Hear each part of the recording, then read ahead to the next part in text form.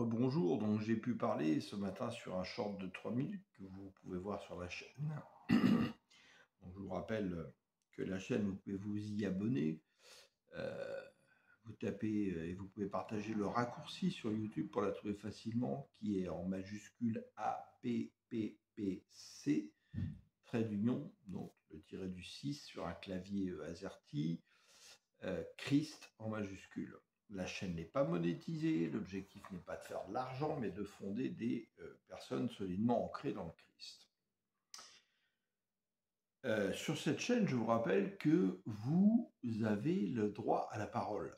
C'est-à-dire que vous pouvez, soit on se rencontre et on enregistre, soit vous m'envoyez des vidéos, mais vous pouvez témoigner de ce que le Seigneur a fait pour vous, que ce soit des guérisons physiques, spirituelles, d'où il vous a sorti, enfin toute chose où vous rendez la gloire à notre Seigneur Jésus pour ce qu'il a fait pour vous. Vous pouvez partager des révélations que le Seigneur vous a fait qui peuvent édifier le corps du Christ. Profitez de cela, c'est pas partout que vous avez cette chance. Et malheureusement, il n'y a eu que très peu de personnes qui m'ont envoyé des vidéos depuis des années. Je trouve ça dommage. Vous pourriez aussi, et vous savez que je ne vous en réclame pas, c'est faire des offrandes parce que le Seigneur nous a mis des projets à cœur, particulièrement pour 2026 avec des projets communautaires qui prennent des moyens financiers. Voilà, bon, malheureusement, nous ne recevons que très très peu d'offrandes. Libre à vous, voilà. C'est un petit rappel. Donc ce matin, j'ai pu parler, le Seigneur me mettait cette parabole l'autre matin, comme quoi la parole du Seigneur est comme un code de la route, pour suivre le bon chemin en toute sécurité. Et on voit dans la vraie vie que quand on veut apprendre à conduire une voiture, avant même de mettre les mains dans la voiture, on va apprendre le code de la route pour apprendre le respect de la signalisation, la signification des panneaux, faire la différence entre les panneaux d'obligation, les panneaux de conseil, les panneaux d'avertissement de danger, les panneaux d'interdiction, etc., etc. Eh bien, la parole de Dieu n'est remplie que de cela depuis le début, et particulièrement, bien évidemment, dans l'Évangile et dans les Épîtres. Et sur la route, quand nous ne respectons pas tout cela, nous envoyons tous les effets. Donc avec des accidents mortels, des accidents qui créent des handicapés, de l'agressivité au volant de l'un vers l'autre. Quand la parole nous dit ne faites pas aux autres ce que vous ne voudriez pas que l'on vous fît, eh bien si tu ne veux pas qu'on te fasse une queue de poisson ou quoi que ce soit, n'en fais pas aux autres, etc., etc. Donc on voit une similitude pour nous faire comprendre vraiment justement ce qu'est la parole de Dieu. Et malgré que le Christ est venu, on voit bien comment aujourd'hui, beaucoup d'entre nous, nous ne suivons pas ces indications. Nous ne prêtons pas attention aux avertissements, donc aux panneaux qui nous avertissent des dangers. Pourtant, le Christ nous a parlé là-dessus, les apôtres aussi. Dans l'Ancien Testament, il est venu parler également à son peuple qui n'a rien voulu entendre. Et les gens ont dit, nous n'écouterons pas. Lisez Jérémie. Etc., etc. Donc on voit que malheureusement le cœur des hommes a beaucoup de mal à changer. On voit ce que malheureusement le Seigneur avait prophétisé, le mal ne cessera de croître. Celui qui persévérera jusqu'au bout ne perdra pas sa récompense. On voit tout autour de nous quand le mal ne cesse de croître. Et à travers cela, sagesse de l'Éternel, beaucoup de gens sont en train de venir au Seigneur, des gens qui ne le connaissaient pas, qui ne connaissaient pas sa parole, parce qu'ils voient ouvertement le mal et se disent que s'il y a le mal, il y a autre chose de l'autre côté. Et le Seigneur vient les baptiser déjà du Saint-Esprit avant même qu'ils soient baptisés par le baptême d'eau, parce que justement, il leur met sur leur cœur les commandements de Dieu. On en parle aussi dans la parole. Donc, louons le Seigneur en toute occasion, justement, car toute chose concourt au bien de ceux qui aiment et révèrent l'Éternel.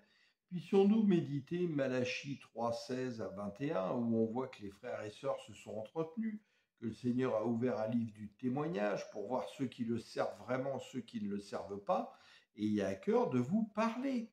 Ne vous envoyez pas que des SMS, parlez-vous en direct, parlez-vous en vidéo, rencontrez-vous et témoignez, édifiez-vous autour de la saine doctrine, ce que nous proposons sur cette chaîne. et malheureusement, peu répondent à cet appel. C'est dommage. Alors que je suis en contact avec des personnes, je dirais pas forcément du monde entier, mais en tout cas de différents pays d'Afrique, de pays d'Europe, Canada, États-Unis et autres, etc. Et on se parle régulièrement justement pour s'édifier, se fortifier, voir, tiens, toi, tu as reçu ça, moi, j'ai reçu ça. Ah bah c'est marrant parce que j'ai reçu la même chose dans les mêmes moments, donc ça vient bien du Saint-Esprit et c'est raccord avec l'esprit, la pensée du Seigneur. Vous voyez. Donc puissions-nous vraiment faire attention à cela. L'autre chose que j'avais à cœur de vous parler, je reméditais d'ailleurs Zacharie 11 aujourd'hui, et puis ensuite 12, 13, 14, et on en parle dans l'Apocalypse, et le Seigneur en parle lui-même quand il était là en chair pour nous instruire, que celui qui veut me suivre porte sa croix. Celui qui renoncera à sa vie la perdra, à cause de moi, celui qui la perdra la gagnera, à cause de moi. Donc, est-ce que nous voulons porter cette croix que le Seigneur a portée, lui? Et une fois en église, en 2020, c'est dans une église baptiste, je posais cette question. Avons-nous réfléchi en nous-mêmes quand nous avons décidé de suivre le Seigneur, d'entendre sa parole et d'en faire quelque chose qui nous appartienne? Avons-nous réfléchi? Est-ce que nous sommes prêts à mourir pour le Christ là, ici, sur cette terre, pour justement ne pas avoir à le renier? Être plus fort encore que Pierre dans notre foi, avant que le Seigneur vienne le fortifier. Parce que c'est comme un guerrier qui se prépare à la guerre, il imagine déjà les situations les pires, il s'y prépare pour y répondre, pour vaincre. Si on ne se prépare pas quand on va faire la guerre, on se laisse surprendre et là, on se fait dézinguer. Et ne croyez pas que nous allons échapper à cela. Hein. La parole est claire. Hein. On parle souvent de l'enlèvement de l'Église, mais l'enlèvement de l'Église, déjà, donc, vous êtes l'Église. Hein. Donc, suivant la qualité de votre cœur, vous serez enlevé ou pas. Ce n'est pas les églises des hommes, les églises bâtiments et tous les noms d'oiseaux que les hommes se sont inventés à travers des ministères. C'est pas ça l'Église de Christ. Hein. Donc,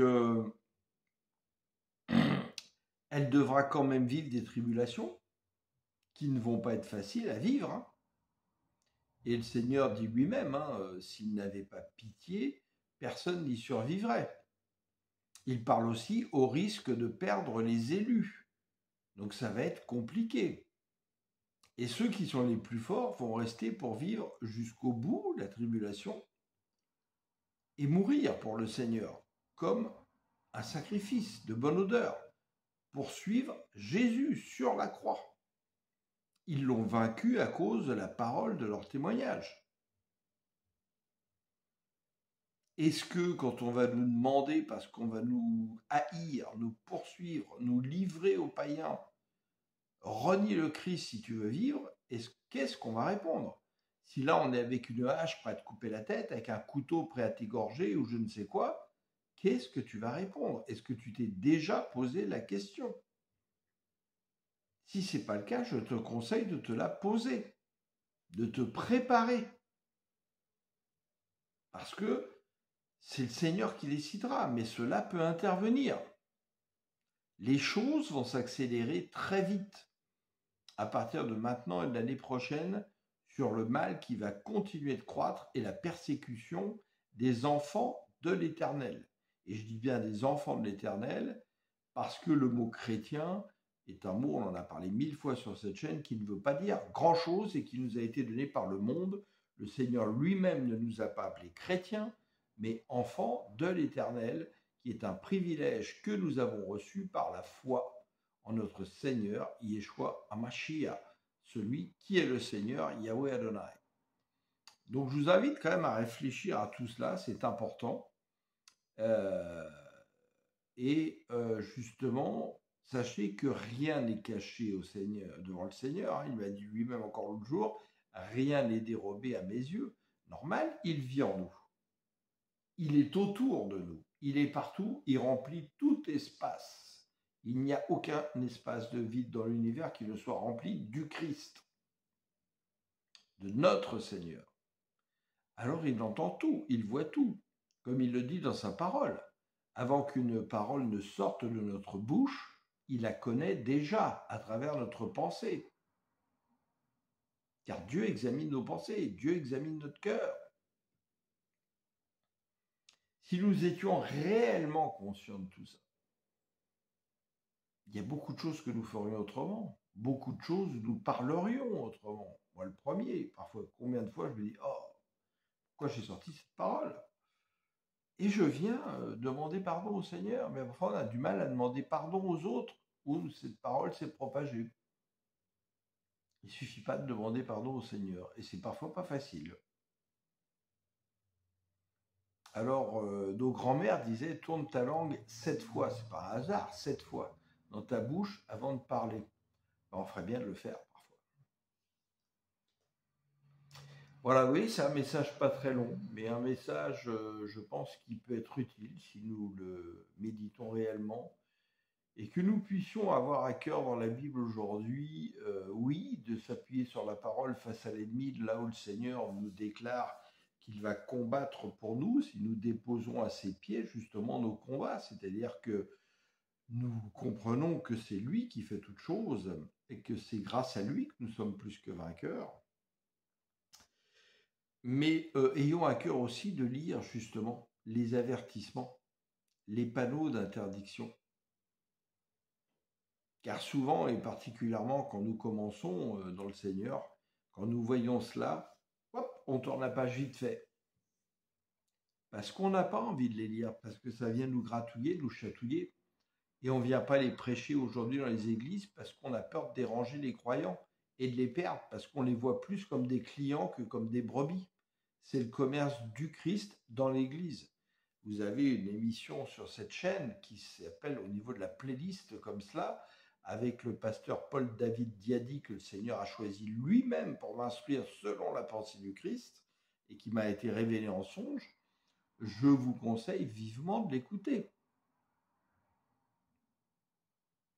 Alors sachez que l'année prochaine, si le Seigneur le permet, nous allons essayer, tous ceux avec qui je suis en contact dans le monde de différentes nationalités et qui partagent la saine doctrine, qui se battent pour justement reprendre, corriger et qui ne remplissent pas des églises de 1000 personnes, qui ont déjà du mal à remplir des assemblées de 10 personnes autour d'eux, je parle en physique, que nous allons essayer de faire un colloque en 2026 avec ces différentes personnes justement venant de différents horizons pour montrer que le Saint-Esprit leur a bien mis la même chose dans la tête et dans le cœur et justement s'unir pour parler de la saine doctrine, pour reprendre, pour corriger, exhorter. Et s'il vous plaît, ne tombez pas dans l'idolâtrie des hommes. Aucun homme politicien ne sera un sauveur. Aucun pasteur prophète n'est un sauveur. C'est Christ qui est l'unique sauveur. C'est l'Éternel sur qui vous devez compter. Et ne suivez pas la foule qui peut être très dangereuse et vous emmener dans des fausses églises et vers la mort spirituelle. Quand j'ai vu par exemple le spectacle cette semaine à Ottawa d'un prédicateur dont, croyez-moi, j'ai écouté un peu parfois ce qu'il dit, pas là, mais avant, on peut se poser la question sur le côté un peu sorcellerie des choses et qu'il y a des gens qui sont des centaines de milliers dans un stade comme ils auraient pu se réunir pour aller écouter AC/DC ou je ne sais quel groupe rock comme moi j'ai pu le faire dans ma vie d'avant où j'ai été longtemps dans la musique, on peut se poser réellement des questions parce que si ça c'est pas de l'idolâtrie, il faudra m'expliquer ce que c'est. Et n'oubliez jamais que le malin est subtil, qui connaît mieux la parole de Dieu que toi tu la connais et que moi je la connais. Et que par conséquent, il va tout faire pour passer intelligemment, pour la tordre, pour la modifier et nous emmener à idolâtrer des hommes plutôt que le Seigneur, comme justement, en fait, lui qui s'est rebellé et a même réussi à précipiter avec lui un tiers des anges en les séduisant. Donc si Satan a eu ce pouvoir, qu'est-ce qu'il peut faire vis-à-vis des hommes? Bien plus. Et là, on parle d'un tiers. Et combien le Seigneur a dit justement qu'à la fin, il ne restera peut-être qu'un tiers, c'est l'inverse, qui sera resté fidèle au Seigneur. Donc Satan aura réussi à détourner 2 tiers des hommes. Tout ça, ça devrait nous amener à réfléchir.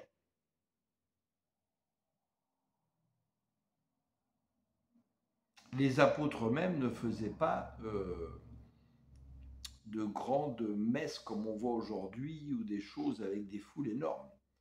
Ils travaillaient surtout dans des assemblées de maisons. C'est marqué en toutes lettres dans les Actes, c'est pas moi qui l'invente.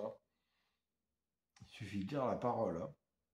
Et si vous avez la chance de lire le livre qui n'est plus édité et qu'on trouve en PDF sur Internet, que vous pouvez télécharger, vous pouvez me le demander, je l'ai également, L'évangélisation de l'Église primitive de Michael Green, vous verrez justement avec des témoignages des pères de l'Église, comment justement, ils préféraient prêcher en petite assemblée pour porter beaucoup plus de fruits et enfoncer la semence davantage dans le cœur, et 2, comment ils prêchaient la croix et la fin du monde pour emmener à la crainte de l'Éternel.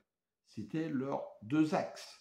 Aujourd'hui, on ne prêche majoritairement plus la croix parce que les gens n'ont pas envie de suivre la croix. Et 2, on ne prêche pas la fin parce qu'on ne veut pas faire peur aux gens. Donc on est totalement contraire à ce que faisaient les apôtres de l'Église primitive. Et la deuxième chose, ils avaient tous peur de l'altération de l'Évangile à cause de la pensée grecque, ce qui a eu lieu. Le Nouveau Testament a même été écrit en grec, et beaucoup de choses par les mots grecs ont été altérées et viennent altérer la pensée profonde du Christ qui était en hébreu. Et en 2021, justement, le Seigneur m'a dit, les Grecs ont trahi ma parole. Depuis, il m'a éclairé, justement, illuminant des versets pour me montrer comment la traduction qui en a été faite altère profondément la pensée du Christ. Et notre société a été entièrement basée depuis Athènes, ensuite Rome, etc., sur les préceptes grecs et ensuite romains qui ont copié eux-mêmes la Grèce. C'est pourquoi nos sociétés vivent dans le faux. Et qu'est-ce que dit la bonne nouvelle, comme a toujours dit la parole du Seigneur? Défendez le droit et la justice. Or, vous voyez bien dans ce monde comment c'est pas le cas. Même quand on passe des lois pour soi-disant aider les pauvres, on leur donne quelques miettes pendant qu'on donne des monceaux d'or à ceux qui sont riches et qui font élire les gens qui nous dirigent. Parce qu'ils ne le font pas gratuitement. Ils auront un prix à payer pour cela quand ils vont paraître devant le Seigneur. Parce que le Seigneur dit qu'il a horreur des balances fausses. Et nous sommes dans une société où il n'y a quasiment plus que des balances fausses. Nous ne devrions pas être sous la démocratie, qui est un mot grec, le pouvoir par le peuple. Le pouvoir, il est à l'Éternel. Donc nous devrions être sous l'éternelcratie, la christocratie, appelez-le comme vous voulez, mais le pouvoir par celui qui est souverain, Christ, le roi des rois. Et aujourd'hui, on est sous la mammoncratie, parce que c'est le règne de l'argent qui gouverne le monde. Le travail ne rapporte même plus de l'argent. Celui qui a de l'argent, il investit dans l'argent en bourse, tout ce que vous voulez, en intelligence artificielle, avec du marketing AI, tout ce que vous voulez, et avec l'argent, il fait de l'argent. Il faudrait être fou aujourd'hui pour avoir 2 millions d'euros ou 2 millions de dollars et commencer à acheter une usine, prendre des camions, des voitures, des ouvriers. Vous allez recevoir que peu de choses, vous avez toute chance de faire faillite dans les 5 ans. Alors vous investissez ces 2 millions en bourse et vous allez en faire facilement 10, puis 20, puis 30, puis 140 et ainsi de suite. Vous voyez comment Lucifer a totalement détourné les valeurs de l'Éternel. Mais ça ne veut pas dire qu'on doit suivre ces valeurs. Réapprenons à vivre autrement, justement. Ça, il y a un prix à payer. Est-ce qu'on est prêt à le payer? Mais ça va nous soulager beaucoup. Alors que là, ils sont en train d'accélérer toutes les choses de l'identité numérique, l'argent qui va terminer avec l'argent numérique, où ils nous coinceront totalement et où nous rendrons allégeance à Satan sans même nous en rendre compte. C'est l'apostasie générale qui se prépare. Et le Covid a été, avec ces vaccins, un pré-test pour eux. Je dis un pré-test, pas un prétexte, un pré-test pour venir voir justement à quel point nous étions prêts à renier le Christ. Lui qui a créé les antivirus en nous pour nous protéger, on n'a pas eu confiance dans l'Éternel et la plupart se sont vaccinés, faisant confiance à un vaccin qui venait de ceux qui servent le mal. Et combien de gens meurent petit à petit aujourd'hui avec ces vaccins? Combien ils sont plus fragiles dans leur santé? Et ils ont prévu encore d'autres choses qui vont dans ce sens-là. C'était déjà un prétexte pour eux, mais aussi pour le Seigneur, pour voir ceux qui ont vraiment confiance dans le Seigneur. Et tous ceux que je connais qui ont refusé de se vacciner, aujourd'hui sont les gens qui servent le plus le Seigneur selon la pensée du Christ.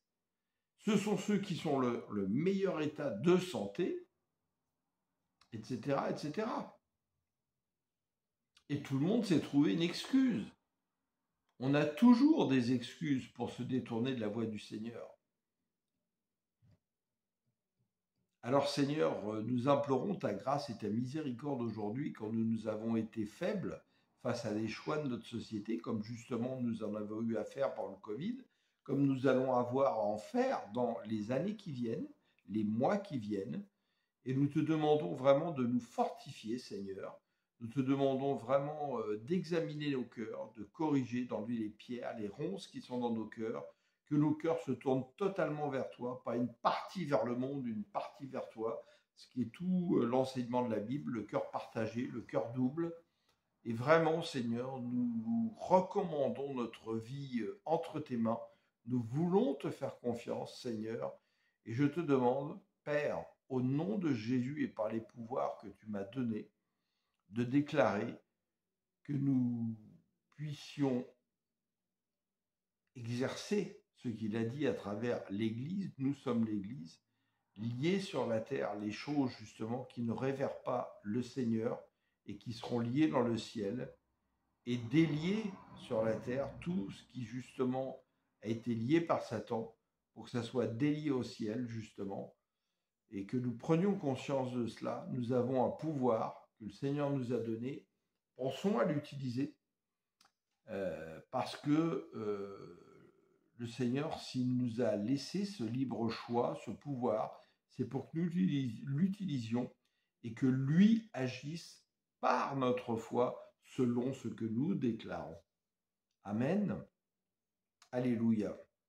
Puissions-nous prendre conscience de toute la plénitude du Seigneur qui remplit tout l'univers, qui remplit tout notre être, qui est au-dedans de nous, au-dehors de nous, autour de nous, au-dessus, en dessous, sur les côtés, à droite, à gauche.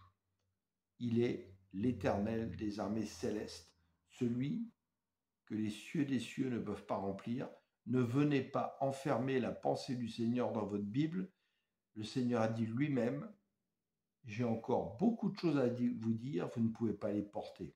Mais quand l'Esprit de vérité, donc le Saint-Esprit sera venu, il vous témoignera de tout ça et il va vous édifier, vous fortifier dans toute la vérité. Il prendra à moi ce qui est à moi. Alors le Seigneur, par la bouche de personnes, a encore beaucoup de choses à vous dire. Seulement faut-il encore que vous puissiez grandir dans le discernement en connaissant bien sa parole illuminée par le Saint-Esprit pour discerner si cela vient du Seigneur et du Saint-Esprit ou si cela devient de faux bergers, de faux pasteurs et donc de Satan par la pensée du monde en détournant, en déformant, en tordant la parole. Le baromètre est simple, si dans tout ce que vous entendez, la gloire ne revient pas à Christ lui seul, c'est que le malin est dans l'affaire. Si les hommes cherchent leur propre gloire à travers la parole du Seigneur, c'est que le malin est dans l'affaire. Méditez Jean 7, à partir du verset 16 jusqu'au verset 18. Vous verrez, il parle de celui qui l'a envoyé et où il n'y a rien de faux en lui. N'oubliez pas, en Jean 17, le Seigneur dit « Je les envoie comme tu m'as envoyé ». Donc vous êtes envoyés, vous devez être à l'image, à la ressemblance du Seigneur et donc agir comme lui pour être réellement la lumière du monde et le sel de la terre. Amen. Alléluia. Redonnons de la saveur à ce sel. Salons, Salon, salon. Amen. Alléluia. Vous êtes l'armée du céleste du Seigneur. Rangez-vous en ordre de bataille. Serrez vos rangs. Levez-vous et partez au combat avec la force de l'Esprit du Seigneur. Amen. Que cette journée soit merveilleuse pour vous. Déclarez-le de votre bouche, Seigneur, que tout ce que je touche, tout ce que je fais, tout ce qui m'approche aujourd'hui, tout ce que j'approche aujourd'hui est béni dans le nom du Seigneur et je te rends grâce, Seigneur, pour cela. Je te remercie, Seigneur. Oui, je t'aime de tout mon cœur, de tout mon être, de toute mon âme, de toute ma force. Alléluia. Je vous aime.